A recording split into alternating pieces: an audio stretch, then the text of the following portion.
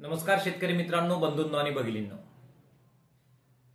केंद्र सरकारने 1 एप्रिल पासून कांद्यावर लावलेला 20% निर्यात कर हा रद्द केला जाईल अशा प्रकारची प्रेस नोट काढलेली आहे.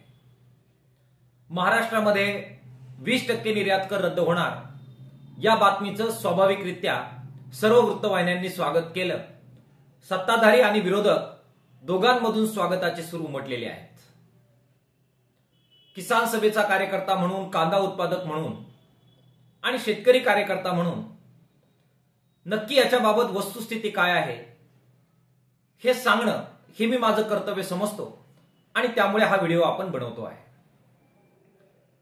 खरोखर 20% निर्यात कर रद्द केल्यामुळे कांदा उत्पादकांचं आजवरचं झालेलं नुकसान भरून निघेल का, हा प्रश्न तुमच्या आमच्या समोर उपस्थित झालेला आहे. दुर्दैवानं केंद्र सरकारने जे उपाय गेल्या काळामध्ये केले त्याच्यामुळे कांद्याचे भाव हे अपेक्षेपेक्षा खूप कमी मिळाले आणि त्यामुळे उत्पादन खर्च सुद्धा भरून निघत नाही. अशा प्रकारची अवस्था कांदा उत्पादक शेतकऱ्यांना भोगावी लागली. गेल्या 7-8 वर्षामध्ये वारंवार शेतकरी या मागणीसाठी रस्त्यावर उतरले आणि जे उपाय सरकार करतंय ज्याच्यामुळे निर्यात रोखली जाते, सीमित केली जाते, कांद्याचे भाव पडतात आणि कांदा उत्पादकांचा तोटा वाढतो, हे उपाय करणं थांबवा आणि कांदा उत्पादकांना दिलासा द्या, अशा प्रकारची मागणी शेतकरी वारंवार करत राहिले.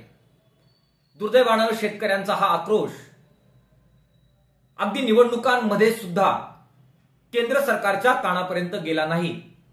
हे तुम्ही आम्ही गेल्या काळामध्ये पाहिलेलं आहे.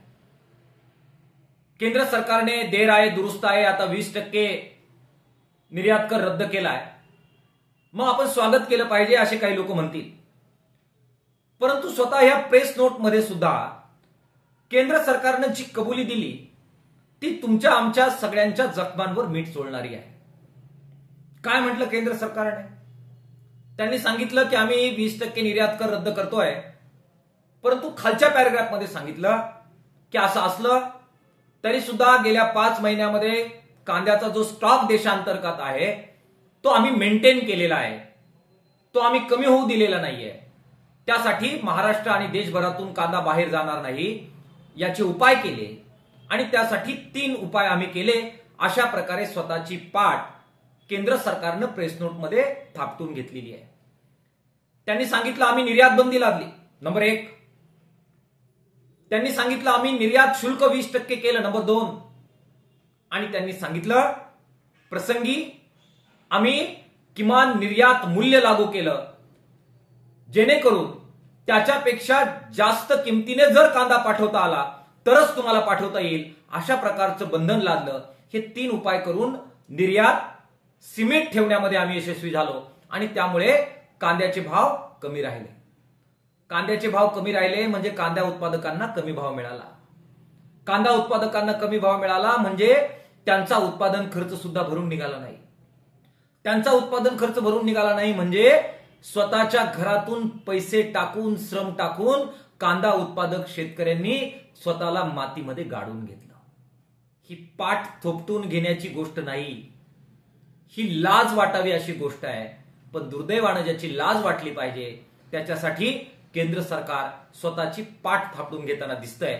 कारण अशा प्रकारे उपाय केल्यामुळे आपल्याला निवडणुकीमध्ये मोठा फायदा होईल आणि त्यातून मतं मिळतील, अशा प्रकारची भावना त्याच्या मागे आहे आणि त्या स्वार्थासाठी आम्ही शेतकऱ्यांना गाडलं याची कबुली एक प्रकारे या निमित्ताने केंद्र सरकार देत आहे. 20% निर्यात कर लागू केल्यामुळे, रद्द केल्यामुळे किती दिलासा मिळेल? जितकं नुकसान आतापर्यंत आमचं झालं ते भरून निघण्याची यातून सुतराम शक्यता नाही.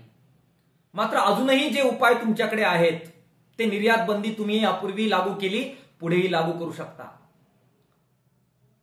तुम्ही किमान निर्यात मूल्य यापूर्वी लागू केलं, पुढेही लागू करू शकता.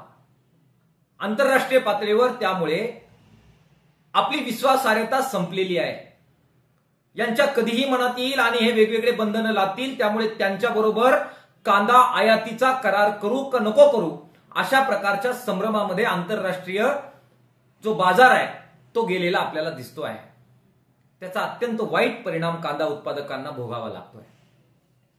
कांदा आणि शेती हे तुमच्या निवडणूक जिंकण्याची साधनं तुम्ही बनवली. त्याच्यामुळे शेतकऱ्यांचा जीव हा टांगणीला लागलेला आम्ही सर्वजण पाहतो आहोत. किसान सभेच्या वतीने या निमित्तानं आम्ही आव्हान करतोय की ठीक आहे, 20% निर्यात कर तुम्ही रद्द केला, स्वागत, पण बाकी 2 उपाय सुद्धा तुम्ही करणार नाही. परत टॅक्स लावणार नाही आणि दीर्घ काळापर्यंत कांदा खुल्या पद्धतीने निर्यात होईल अशा प्रकारची तुम्ही व्यवस्था करावी अशी मागणी या निमित्ताने आम्ही करतो. नंबर 1. नंबर 2, हे उपाय करून तुम्ही स्वतःची पाठ थापटून घेतली, त्याच्यातून मतं मिळवली, सत्ता मिळवली, पण तोटा शेतकऱ्यांचा झाला. तो तोटा भरून द्या आणि त्यासाठी कंपेन्सेशन म्हणून शेतकऱ्यांना, कांदा उत्पादकांना दिलासा देण्यासाठीची योजना आणा. ही नंबर 2 आमची मागणी आहे. आणि नंबर 3, एक दीर्घकालीन धोरण घ्या. यापुढे असे हस्तक्षेप थांबवा आणि दीर्घकाळापर्यंत ग्राहकांना सुद्धा रास्त दरामध्ये कांदा मिळेल आणि शेतकऱ्यांना सुद्धा रास्त उत्पादन खर्चावर स्वामीनाथन आयोगाने सांगितल्याप्रमाणे 1.5% नफा मिळेल. अशा प्रकारे सबंध कांद्याचा व्यापार संतुलित केला जाईल. अशा प्रकारे दीर्घकालीन धोरण केंद्र सरकारच्या वतीनं आखा आणि त्याची अंमलबजावणी करा. अशा 3 मागण्या या निमित्ताने आम्ही करतोय. शेतकरी मित्रांनो, आपल्याला या 3 मागण्या पॉप्युलर बनवायच्या आहेत, शेतकऱ्यांपर्यंत, राज्यकर्त्यांपर्यंत पोहोचवायच्या आहेत. आपणच आपला प्रचार केला पाहिजे. मी आपल्याला विनंती करतो की आपण सुद्धा या मागणीला हातभार लावा. ही मागणी सर्वदूर पोहोचवा. हा व्हिडिओ सर्वदूर पोहोचवा. आपण स्वतः वेगवेगळे व्हिडिओ तयार करा आणि या 3 मागण्यांच्या आधारे कांदा उत्पादक शेतकऱ्यांची एकजूट जबरदस्त पद्धतीने एकत्र करा. लढाईसाठी सज्ज राहा. आपला दबाव गट बनवा आणि लढाईसाठी सज्ज होऊन आगेकूच करा. अशा प्रकारचं आव्हान किसान सभेच्या वतीनं कांदा उत्पादकांना करतो. धन्यवाद. शेतकरी एकजूट जिंदाबाद.